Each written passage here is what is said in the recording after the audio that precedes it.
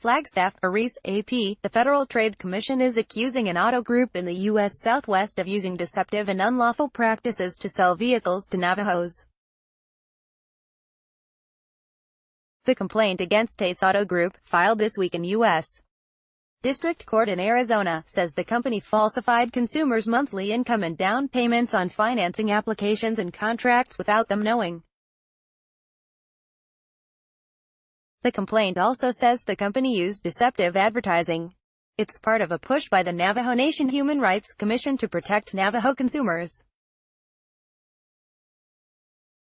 The commission has been collecting information from tribal members about business practices in towns that border the reservation, which spans Arizona, New Mexico and Utah. It issued a report in 2014 that showed more complaints were received about Tate's than other auto dealerships. The representation from the auto dealer is that we're helping your Navajo people, Leonard Gorman, executive director of the commission, said Thursday. The reality is you're cheating our Navajo people. Tate's Auto Group has dealerships in Cholo, Winslow and Holbrook, Arizona, and in Gallup, New Mexico. Owner Richard Berry said he was stunned by the complaint and rejected a settlement offer from the FTC earlier this year. The company has safeguards in place to ensure it sells and services customers honestly and to the best of its ability, he said. We are confident that we will be vindicated and appreciate the continued support of our community, staff and customers, Berry wrote in a statement. Fraud reviews from third-party financing companies found that Tate's inflated customers' monthly incomes by hundreds or thousands of dollars, according to the complaint. One of those companies stopped doing business with Tate's in January 2016 after suffering financial losses when customers defaulted on loans or their vehicles had to be repossessed, the complaint states. Tate's also misrepresented offers for vehicles and the terms to buy or lease them, the FTC says. The commission is seeking relief that includes restitution and refunds to customers. In another consumer protection case in federal court in New Mexico, a Navajo couple reached a $1 million settlement in a lawsuit against a Gallup, New Mexico, business that offered loans tied to tax returns. William and Samia DeJolly had alleged that The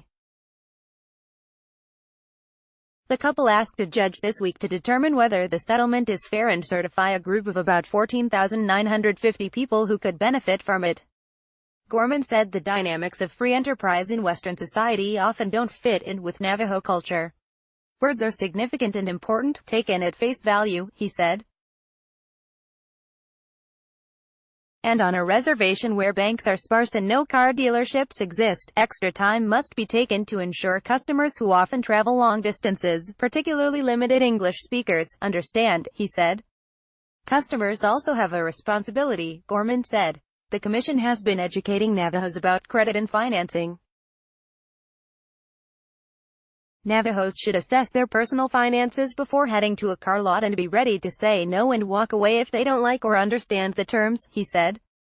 They also should review agreements with the same diligence as purchasing livestock, something Navajo families have done for generations as part of a traditional lifestyle, Gorman said.